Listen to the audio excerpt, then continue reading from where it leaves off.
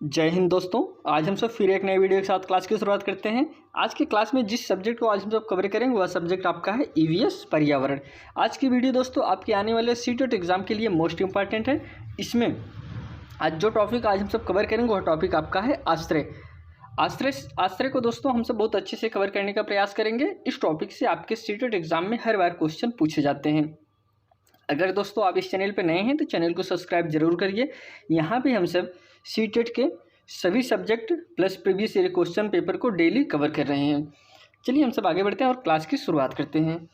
Class में हम आश्रय शुरू करते हैं। सबसे पहले हम समझते हैं आश्रय कहते किसे हैं, किसे हम आश्रय कहेंगे। और आज की वीडियो जो हम सब कवर कर रहे हैं, अगर आपको इसकी पीडीएफ चाहिए तो आप टेलीग्राम चैनल को ज्वाइन करके पीडीएफ को डाउनलोड कर सकते हैं, जो कि लिंक आपको डिस्क्रिप्शन बॉक्स में या फिर कमेंट बॉक्स में मिल जाएगा। कह रहे हैं कि जिस स्थान पर जीव जंतु अपना जीवन यापन करते हैं उसे उसका आवास कहते हैं। सभी जीव जंतुओं का आवास अलग अलग होता है। अब यहाँ पे समझने वाली बात यह है दोस्तों कि जितने भी जीव जंतु हैं सभी का आवास अलग अलग होता है। ऐसा नहीं कि सबका एक ही आवाज़, जैसे पक्षियों का आवास अलग हो गया, आदमियों का आवास अलग हो गया, जानवरों का आवास अलग हो गया। इस प्रकार से सभी का आवास अलग अलग होता है और ज़्यादा से ज़्यादा जीवन वो लोग अपने आवास में ही व्यतीत करते हैं। ये तो हो गया दोस्तों आश्रय। हम सबसे पहले समझेंगे मनुष्य का आवास। जो मनुष्य का आवास होता है, मनुष्य किस प्रकार से किस घर में रहते हैं। कहीं कहीं पे अलग अलग प्रकार से लोग घर में रहते हैं। ऐसा नहीं कि जैसा आप अपने यहाँ घर देख रहे हो वैसा पूरे भारत में घर होता है, ऐसा नहीं है। हर जगह अलग अलग घर होता है। हम सबसे पहले समझेंगे मनुष्य का आवास, जो कई प्रकार से होते हैं। सबसे पहले इसमें मिट्टी का घर। मिट्टी के घर में अगर हम सब बात करें तो कहाँ पे किस क्षेत्र में मिट्टी के घर पाए जाते हैं और क्यों पाए जाते हैं, इसको समझते हैं। आप यहाँ पे चित्र में देख रहे होंगे कि मिट्टी का घर बना हुआ है और ऊपर कुछ छप्पर जैसा डाला गया है। तो अब हम समझते हैं इसके बारे में।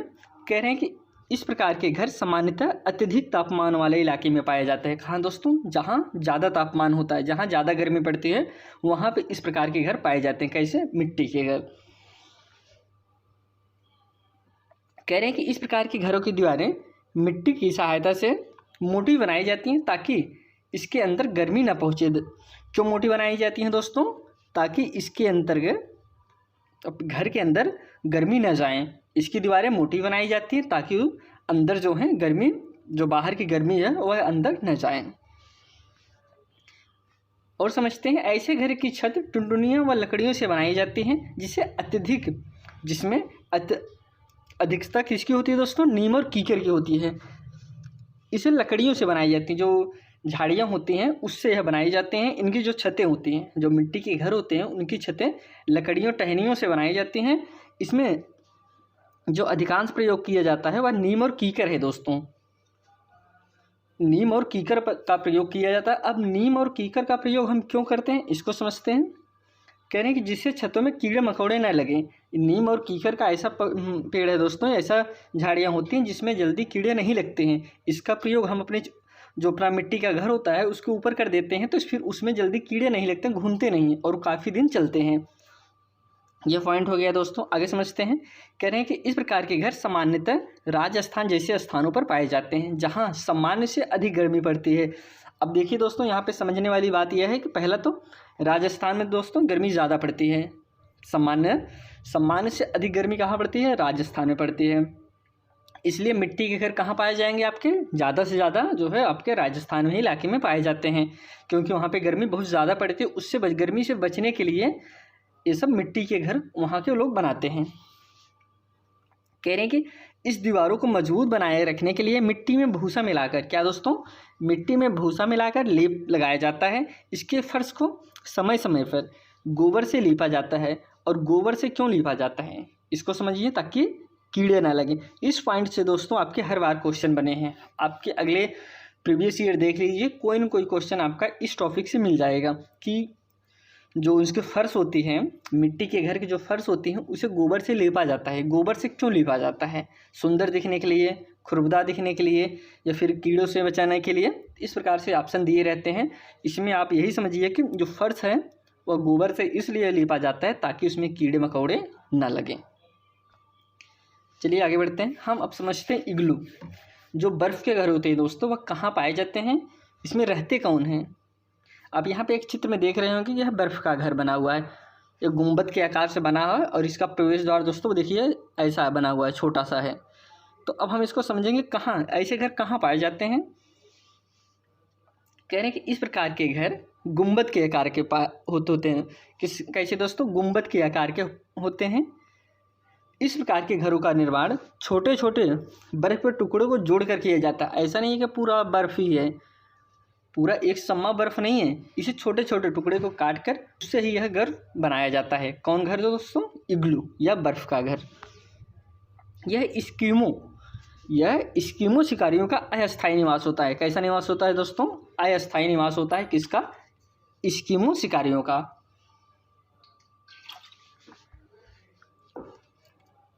अगर हम सब इस्किमो की बात करें तो अमेरिका, रूस, कनाडा, ग्रीनलैंड के आर्कटिक और उपनगरीय क्षेत्रों में रहने वाले लोग हैं। कौन लोग हैं दोस्तों? अमेरिका में, रूस, कनाडा, ग्रीनलैंड के आर्कटिक और उपनगरीय क्षेत्र में रहने वाले लोग हैं। कह रहे हैं कि इस प्रकार के घरों में प्रवेश द्वार अपेक्षाकृत छोटे बनाए जाते हैं। हमने शुरू में बताया दोस्तों कि इसका जो है घर जो एंट्री करते हैं, जहाँ से लोग अंदर बाहर जाते हैं, उसको छोटा बनाया जाता है। अब छोटा क्यों बनाया जाता है? ताकि दीवार के बीच मौजूद हवा बाहर की ओर न जा सके।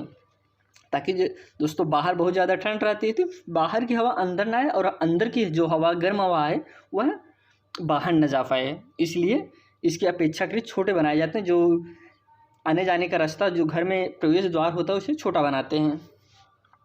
इग्लू दोस्तों मुख्य रूप से कनाडा में पाए जाते हैं। कहाँ पे? कनाडा में पाए जाते हैं। यह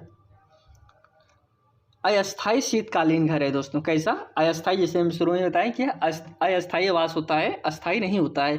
तो आप यहाँ पे चित्र में देख रहे होंगे किस प्रकार से यह घर बनाए हैं। यह इग्लू है दोस्तों। चलिए आगे बढ़ते हैं। अब यहाँ पे हम समझते हैं बांस या लकड़ी के घर। इस पॉइंट को आप समझिए, यहाँ कहीं कहीं आपको बांस ही मिल जाएगा। ऐसा नहीं कि आपको दोनों ऑप्शन मिले तभी आप मारिए। कहीं लकड़ी का घर मिल जाएगा, कहीं बांस का घर मिल जाएगा, या फिर बांस या लकड़ी का दोनों मिल सकता है। तो हम समझते हैं बांस और लकड़ी का घर पाए कहा जाते हैं। तो आप यहाँ पे चित्र में देख रहे होंगे, यह आपके बांस का घर है। कह रहे हैं कि यहाँ पे अगर एक चीज़ आप नोटिस करेंगे तो यह घर कुछ ऊपर बना है, नीचे कुछ बांस लगाकर ऊपर किया गया है, फिर उसके बाद घर बना हुआ है। अब ऐसे घर पाए कहाँ जाते हैं? क्यों इतना ऊपर क्यों बनाया जाता है, इसको समझते हैं। कह रहे हैं इस प्रकार के घर सामान्यतः अधिक वर्षा वाले इलाके में बनाए जाते हैं। कहाँ पे? जहाँ पे ज़्यादा वर्षा होती है, उस प्रकार से बांस और लकड़ी के घर वहाँ पे बनाए जाते हैं। इस प्रकार के घर अपेक्षाकृत हल्के होते हैं। अब क्यों हल्के होते हैं दोस्तों? जाहिर सी बात है, अगर हम बांस पे घर बना रहे हैं तो हल्का तो रहेगा ना, नहीं ज़्यादा हम वेट रखते हैं, जो बांस है धंस जाए या फिर साइड हो जाए तो दिक्कत हो जाती है। कह रहे हैं कि इसका निर्माण बांस व लकड़ी के माध्यम से ज़मीन से 3 से 3.5 मीटर ऊंचाई या फिर 10 से 12 फीट की ऊंचाई पर बनाए जाते हैं। यह जो लाइन है दोस्तों, ये NCERT की लाइन है। एग्ज़ाम में जब भी पूछेगा एग्जैक्ट यही नंबर रहेगा। ऐसा नहीं कि 3 से 3.5 दिया है तो फिर आप में 3 से 4 दे दे या फिर 2 से 2.5 दे दे, तो इस प्रकार से नहीं, एग्जैक्ट यही नंबर देगा। 3 से 3.5 मीटर की ऊंचाई या फिर इसे हम 10 से 12 फीट की ऊंचाई पर बनाते हैं। ऊंचाई पर बनाया इसलिए जाता है क्योंकि वर्षा वहाँ पे ज़्यादा होती है। अगर इसे हम ज़मीन से लगा के बना देंगे तो फिर वर्षा होगी तो पूरा घर डूब जाएगा। उससे बचने के लिए इसे हम पहले नीचे बांस लगा के 3 से 3.5 फीट मीटर ऊपर कर देते हैं, फिर उसके ऊपर दोस्तों घर बनाते हैं। इन्हें ऊंचाई पर बनाने का उद्देश्य दोस्तों यही है, अत्यधिक वर्षा में सुरक्षित निवास करना। इस प्रकार के घर पाए कहा जाते हैं। इस प्रकार के घर आपके असम जैसे राज्यों में पाए जाते हैं। यह तो हो गया दोस्तों बांस या लकड़ी के घर। अब हम समझते हैं लकड़ी व पत्थर के घर। इसमें जो पॉइंट आपको नोट करना है, कहीं पत्थर ही आएगा, पत्थर ज़्यादा देता है, लेकिन समझिए कि पत्थर और लकड़ी का घर हम इसलिए कह रहे हैं क्योंकि जो पत्थर के घर होते हैं उसमें लकड़ी का भी यूज़ किया जाता है। ऐसा नहीं कि सिर्फ पत्थर ही रहता है, लेकिन आप ध्यान दीजिए, कहीं अगर एग्जाम में पत्थर ही पूछ ले कि पत्थर के घर कौन हुए, तो फिर आप इसको समझते नहीं, दोनों नाम आ सकता है, लकड़ी या पत्थर का घर या फिर पत्थर का घर। अब इसको हम विस्तार पूर्वक समझ लेते हैं। पाए कहा जाते हैं। यहाँ पे चित्र में आप देख रहे हो, ये पत्थर और लकड़ी से मिलकर बना हुआ घर है। कह रहे हैं कि इस प्रकार के घरों का निर्माण पहाड़ी इलाकों में पाया जाता है। कहाँ पे? जहाँ पे पहाड़ी इलाके होते हैं वहाँ पे इस प्रकार के घर पाए जाते हैं, जिसे पत्थर और लकड़ी से बनाए जाते हैं। ये घर पत्थर और लकड़ी की सहायता से बनाए जाते हैं। इन घरों में दीवारें चूने द्वारा पोती जाती हैं। किसके द्वारा दोस्तों? चूने द्वारा पोती जाती हैं। क्यों पोती जाती हैं? ताकि कीड़े ना लगें।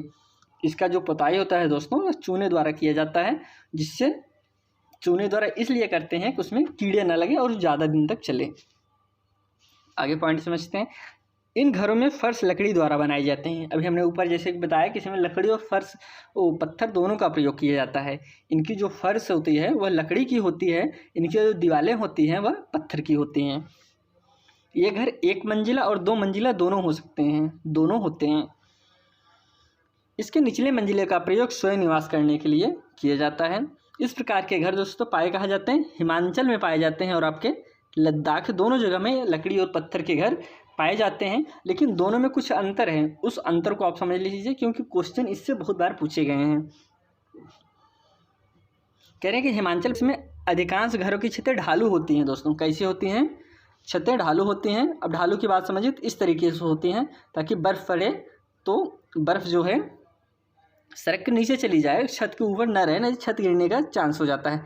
तो इस तरीके से ढालू होती हैं। लेकिन वहीं अगर लद्दाख की बात करें तो इसका विपरीत होता है, जबकि लद्दाख में समतल होती हैं।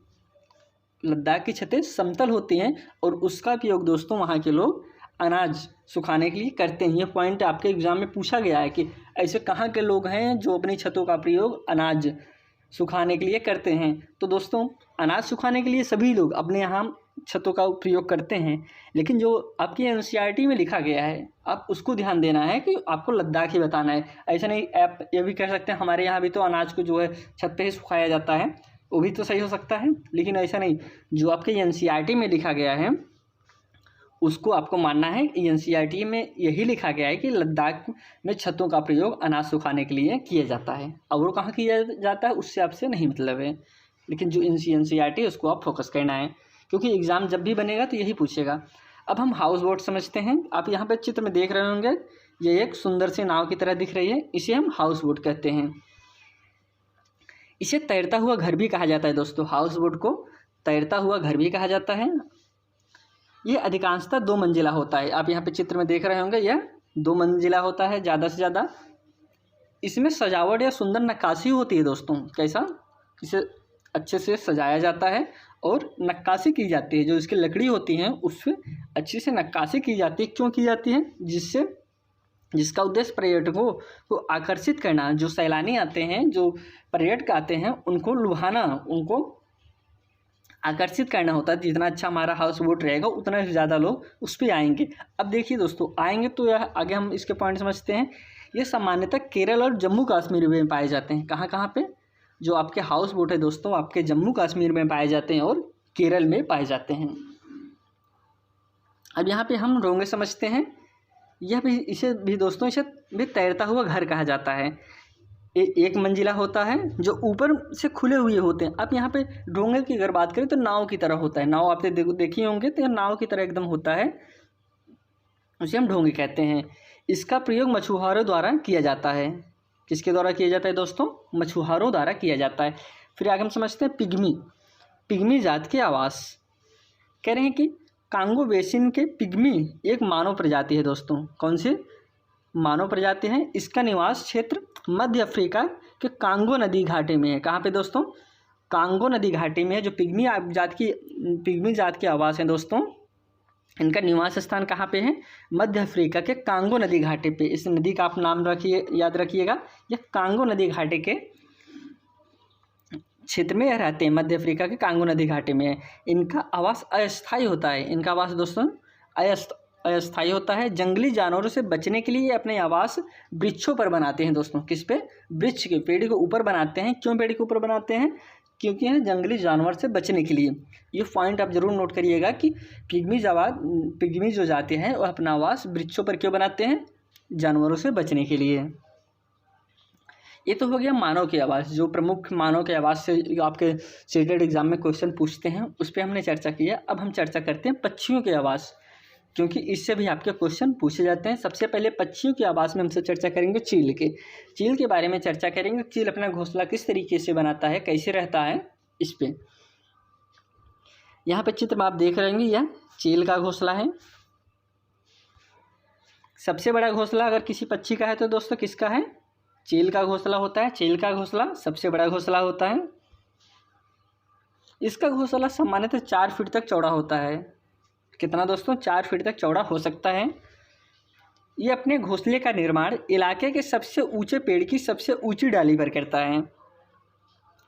अगर नोट डाउन करना है तो नोट आप इसको करिए, इलाके के सबसे ऊंचे पेड़ के सबसे ऊंची डाली पर। अब यहाँ पे अभी एक पक्षी आगे और आपको मिलेगा, वह भी इलाके के सबसे ऊंचे पेड़ पे बनाता है। पेड़ के सबसे ऊंची डाली पर बनाता है, लेकिन ये इलाके के उस पेड़ पे बनाता है। मतलब उस क्षेत्र में जितना भी पेड़ रहेगा उसके उस पेड़ के सबसे जो ऊंचा पेड़ है उसके पेड़ के सबसे ऊंची डाली पर यह अपना घोंसला बनाता है। कौन? चील। लेकिन अगला जो पक्षी मिलेगा दोस्तों, वह जिस पेड़ पर अपना घोंसला बनाएगा उस पेड़ की सबसे ऊंची डाली पे बनाता है। दोनों में अंतर क्या है? एक पूरा इलाका देख के बनाता है, एक सिर्फ पेड़ देख के बनाता है। इसका जो है 4 फीट तक चौड़ा हो सकता है घोंसला। अब हम गिद्ध को समझते हैं।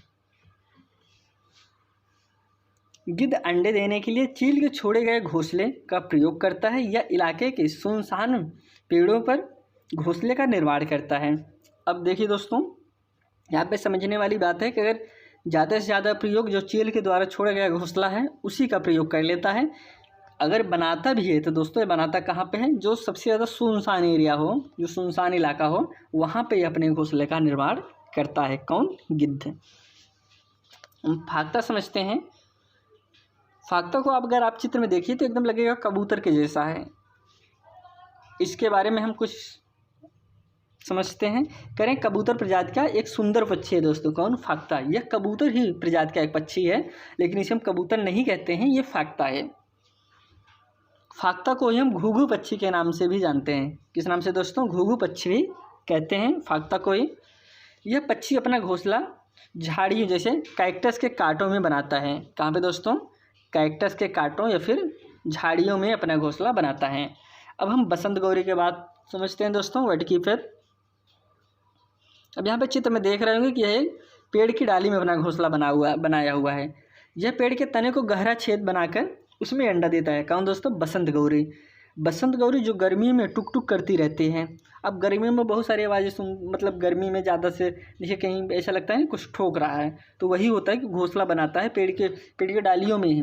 पेड़ के जो पेड़ होते हैं, तने होते हैं, उसमें ही गहरा छेद बनाकर उसी में रहता है। कौन? आपके बसंत गौरी। अब हम गौरैया और कबूतर के बारे में चर्चा करते हैं, क्योंकि ये दोनों सेम ही तरीके से अपना घोंसला के निर्माण करते हैं। गौरैया पक्षियों में अपना घोंसला अलमारी के पीछे या आईने के पीछे बनाते हैं दोस्तों। जो गौरैया हैं ये अपना घोंसला कहाँ बनाते हैं? अलमारी के पीछे या फिर आईने के पीछे बनाती हैं। 20 मार्च को दोस्तों, इसको आप नोट करिएगा, 20 मार्च को विश्व गौरैया दिवस मनाया जाता है। कबूतर पुराने मकानों या खंडहरों में अपना घोंसला बनाता है। कहाँ पे? पुराने मकानों या खंडहरों में घोंसला बनाता है। लेकिन अपने घर में भी देखते हैं, जो घर के ऊपर गोखा हुआ खुला रहता है या फिर जो बर्जे होते हैं उसके ऊपर भी अपना घोंसला बनाता है। कौन? कबूतर। शक्कर खोरा समझते हैं, सनबर्ड। अब यहाँ पे चित्र में देख रहे हैं लालटेन की तरह है, लटका हुआ है। इस ऐसे प्रकार के घोंसला दोस्तों कौन बनाते हैं? शक्कर खोरा। शक्कर खोरा नामक पक्षी किसी भी छोटे पेड़ या झाड़ी के डाली पर अपना लटकता हुआ घोंसला बनाता है। कौन? शक्कर खोरा। इसको आप ध्यान दीजिएगा, जब भी पूछे किसका घोंसला लटकता हुआ घोंसला रहता है तो फिर वह शक्कर खोरा का होता है। अब हम कौवा को समझते हैं।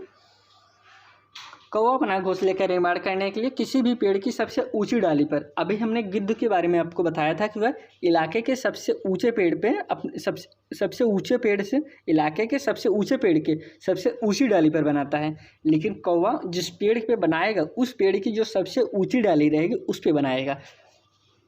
तो ये कौवा हो गया। आगे समझते हैं। कौवे के घोंसले में लोहे की तार टहनियाँ होती हैं। ये अपने घोंसले के निर्माण में लोहे के तारों की टहनियों की इस प्रकार से यह अपना घोंसला बनाता है। कौवे की 6 प्रजातियां भारत में मिलती हैं दोस्तों। भारत में कौवे की 6 प्रजातियां पाई जाती हैं। कौवे के घोंसले में कोयल अंडे देती है। कोयल दोस्तों अपने घोंसले का निर्माण नहीं करती, वह कौवे के द्वारा छोड़े गए कौवे के घोंसले में ही अपना अंडा देती है। कौन? कोयल। अब हम कोयल समझते हैं।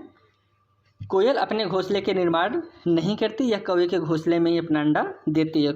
कोयल भारत में कई जगह कविता में अच्छा प्रतीक माना जाता है। किसे दोस्तों? कोयल को।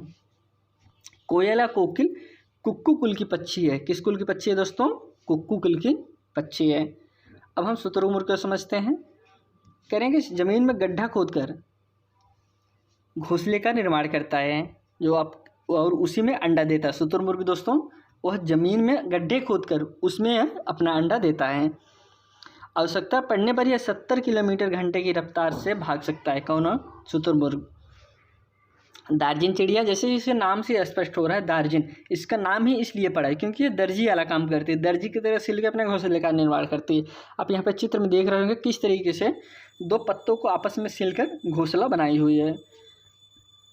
दो पत्तों को आपस में सिलकर घोंसले का निर्माण करती है। कौन? दार्जिनी चिड़िया। और उसी में अंडे देती है।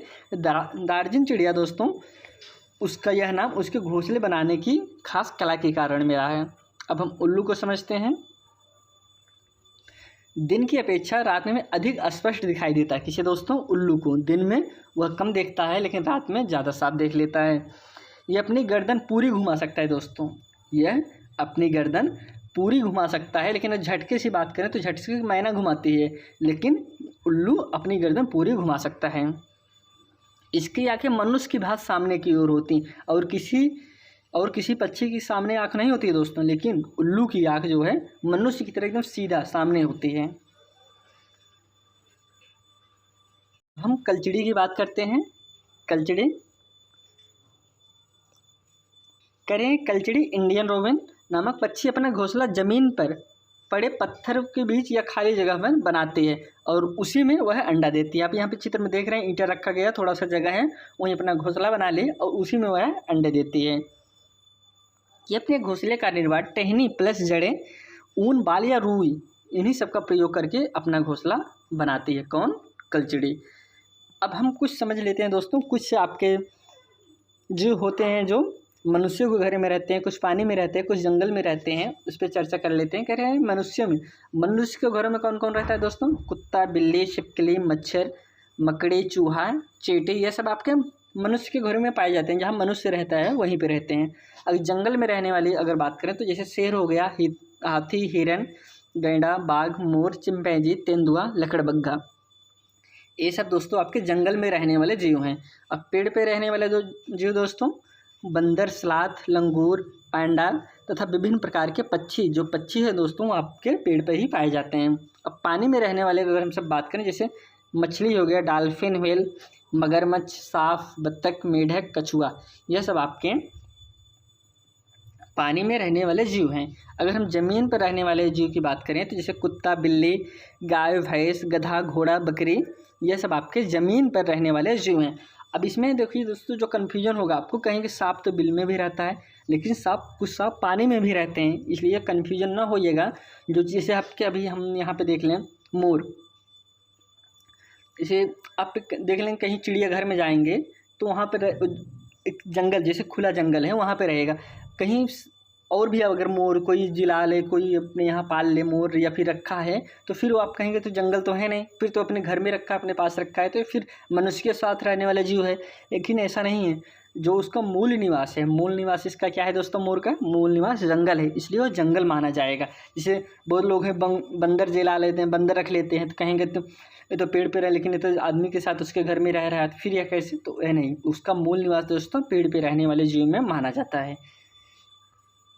अभी तक हमने दोस्तों यहाँ पे कवर किया आपके जो आवास होते हैं, आश्रय होते हैं। अब हम कुछ क्वेश्चन को भी यहाँ पे कवर कर लेते हैं ताकि आपका और क्लियर हो जाए। करें, पहला क्वेश्चन है, लद्दाख के लोग अपने घरों की निचली मंजिले का उपयोग किस लिए करते हैं? लद्दाख के लोग अपने घरों के निचली मंजिल का उपयोग किस लिए करते हैं? खाना बनाने के लिए, मेहमानों के ठहरने के लिए, सामान और जीवों को रखने के लिए, या सभी के लिए दोस्तों? तो राइट आंसर होगा इन सभी के लिए। लद्दाख के लोग जो निचला मंजिला होता है, जब हम बताए थे आपको ना कि जो वहाँ के लद्दाख और हिमाचल के लोग हैं तो निचले मंजिले का उपयोग अपने रहने के लिए करते हैं। तो जाहिर सी बात है, अपने रहने के लिए कर रहे हैं तो उसमें मेहमानों को रखेंगे, खाने बनाने के लिए हर काम हुआ उस पर करते हैं। अगला क्वेश्चन है, कह रहे हैं पर्वतरोही तो यहाँ पे देखिए दोस्तों, यहाँ पे टाइपिंग मिस्टेक है, इसको ना समझिए। कह रहे हैं पर्वतरोही प्लास्टिक शीट से अपना टेंट बनाते हैं। जो पर्वतरोही होते हैं वो प्लास्टिक से अपना प्लास्टिक से टेंट बनाते हैं। क्यों बनाते हैं प्लास्टिक से? और भी चीज़ से उपयोग कर सकते हैं। कह रहे हैं कि क्यों बनाते हैं कि उन्हें कोई देख ना ले, वे भूस्खलन से बच सकें, या फिर उन्हें ठंड ना लगे, या फिर इनमें से कोई नहीं। तो राइट आंसर होगा दोस्तों ऑप्शन नंबर सी, उन्हें ठंड न लगे। क्योंकि प्लास्टिक होती है जो दोस्तों, उससे हवा आर पार नहीं हो पाती, इसलिए वो लोग अपना टेंट जो है प्लास्टिक से बनाते हैं। कह रहे हैं कि ग्रामीण क्षेत्रों में गाय का गोबर से मिट्टी के घरों की दीवारों और फर्श को लीपा जाता है। उन्हें क्यों लीपा जाता है? जैसे कि हमने शुरू में आपको बताया था, मिट्टी के घर कहाँ पाए जाते हैं?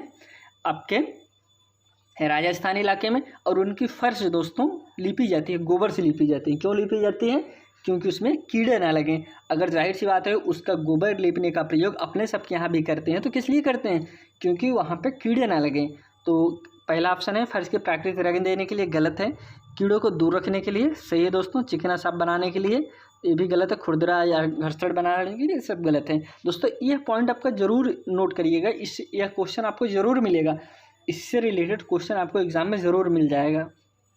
अगला क्वेश्चन है, कह रहे हैं कि मैं गांव से आया हूं, हमारे गांव में अत्यधिक वर्षा होती है, इसलिए हमारे घर धरती से लगभग 10 से 12 फुट या 3 से 3.5 मीटर ऊंचे बने होते हैं। उन्हें मजबूत बांस के खंभों पर बनाया जाता है। ये घर अंदर से भी लकड़ी के बने होते हैं। यह गांव होना चाहिए आंध्र प्रदेश में, असम में, तमिलनाडु में, उत्तराखंड में। हमने दोस्तों आपको बताया था कि इस प्रकार ऐसे घर कहाँ पाए जाते हैं? असम में पाए जाते हैं।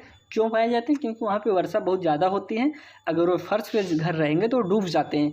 उससे बचने के लिए 10 से 12 फुट ऊपर या फिर 3 से 3.5 मीटर पास पे बनाए जाते हैं। अगला क्वेश्चन देखते हैं।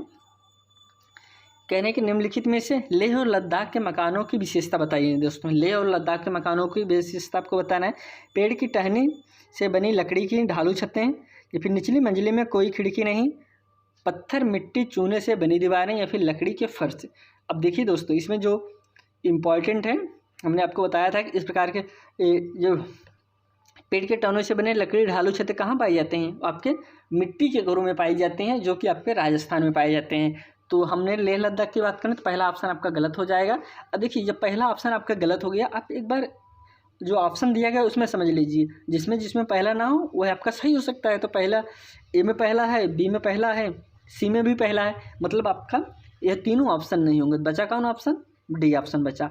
तो आपका ये राइट होगा। लेकिन और ऑप्शन हम देख लेते हैं। कह रहे निचले मंजिल में खिड़की नहीं होती। जाहिर सी बात है दोस्तों, वहाँ पे निचले मंजिले में खिड़की नहीं पाई जाती। पत्थर, मिट्टी और चूने से बनी दीवारें होते हैं। क्यों चूने से लगाया जाता है? क्योंकि उसमें कीड़े ना लगे। लकड़ी के फर्श होती हैं दोस्तों, इसीलिए इसका नाम हमने क्या बताया था आपको? लकड़ी और पत्थर के घर। तो option number D is right answer. अगला क्वेश्चन है, कह रहे हैं कक्षा 5 की ईवीएस की पुस्तक के किसी पाठ में सोचिए और चर्चा कीजिए। भाग में नीचे दिए गया कथन लिखा है, यदि आपके गांव अथवा शहर में 1 सप्ताह तक पेट्रोल अथवा डीजल ना हो तो क्या होगा? इस कथन का मुख्य उद्देश्य क्या है? देखिए, जो आपका सीडीट एग्ज़ाम होता है दोस्तों, वह एग्ज़ाम पूरा आपके थिंकिंग पे होता है, आपके सोचने की क्षमता पे होता है। इसलिए वह समझना चाहता है कि आप कहाँ तक सोच सकते हैं। इसलिए यह आप एग्ज़ाम जितना तर्क शक्ति जिस बच्चे की बहुत ज़्यादा होगी, वो बच्चा इसमें बहुत अच्छा कर जाता है। इसलिए पूरा तर्क शक्ति पे ही निर्भर होता है। कह रहे हैं कि छात्रों के तेल के न्याय संगत उपयोग के बारे में संवेदनशीलता बनाना, या फिर छात्रों को पेट्रोल डीजल स्रोत के बारे में मूल्यांकन, या फिर वास्तविक जीवन के चिंताओं को समझने हेतु कल्पना और सोचने विचारने की कुशलता को बढ़ावा देना, या फिर पेट्रोल और डीजल की कमी के बारे में जागृत उत्पन्न करना। तो दोस्तों, इसकी जो सही आंसर होगा ऑप्शन नंबर सी होगा। क्योंकि वो कह रहे हैं कि हमको बताना है, यदि आपके गांव शहर में 1 सप्ताह तक पेट्रोल अथवा डीजल ना हो तो क्या होगा। आपको बताना है कि क्या हो सकता है। तो फिर इसमें दोस्तों वास्तविक जीवन की चिंताओं को समझने हेतु कल्पना और सोचने विचारने की कुशलता को बढ़ावा देगा। जाहिर सी बात है दोस्तों, हम सोचेंगे उसमें कि अगर 1 हफ्ते तक पेट्रोल ना हो तो हमारा नुकसान क्या होगा, क्या क्या हो सकता है, क्या दिक्कतें होंगी, इस प्रकार से हम सब सोचेंगे। यह तो दोस्तों आपका हमने आज कवर किया आपके आश्रय आवास। अगर दोस्तों आप इस चैनल पर नए थे तो चैनल को सब्सक्राइब जरूर करिए। हम सब यहाँ पे आपके नए स्टडी मटेरियल के साथ साथ प्रीवियस ईयर क्वेश्चन को भी डेली सॉल्व करेंगे। धन्यवाद दोस्तों।